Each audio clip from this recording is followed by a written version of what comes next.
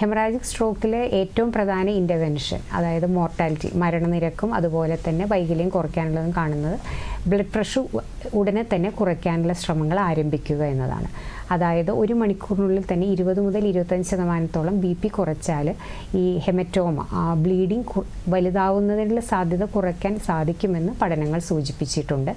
ഈ ഹെമറ്റോമ തുടക്കത്തിൽ, അതായത് ആദ്യത്തെ 6 മുതൽ 24 മണിക്കൂറിനുള്ളിലാണ് ഈ ഹെമറ്റോമ വലുതാവാനുള്ള സാധ്യത കൂടുതൽ. അങ്ങനെ ആ ഒരു ബ്ലീഡിങ് വലുതാകുകയാണെങ്കിൽ രോഗിക്ക് കൂടുതൽ മയക്കം വരാൻ, കോമ സ്റ്റേറ്റിൽ പോകാനോ മരണനിരക്ക് കൂടാനോ സാധ്യതയുണ്ട്. അപ്പോൾ ഈ ഒരു അവസരത്തിൽ ഈ ബ്ലീഡിങ് വർദ്ധിക്കാതിരിക്കാൻ ബ്ലഡ് പ്രഷർ ഉടനെ തന്നെ നിയന്ത്രണ വിധേയമാക്കുക എന്നതാണ് ആദ്യം ചെയ്യുന്ന സ്റ്റെപ്പ്. പിന്നെ ചില തരം ബ്ലീഡിങ്, ചില സ്ഥലങ്ങളിലുള്ള ബ്ലീഡിങ്, അതായത് സെറിബെല്ലം അല്ലെങ്കിൽ സെറിബ്രൽ കോർട്ടെക്സിലൊക്കെ ഉള്ള ബ്ലീഡിങ് ആണെങ്കിൽ ചില രോഗികൾക്ക് സർജറി വേണ്ടി വന്നേക്കാം.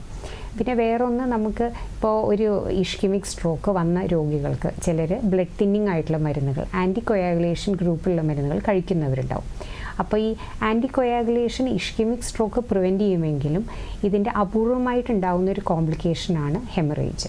അത് എവിടെ വേണമെങ്കിലും സംഭവിക്കാം, ബ്രെയിനിലും സംഭവിക്കാം.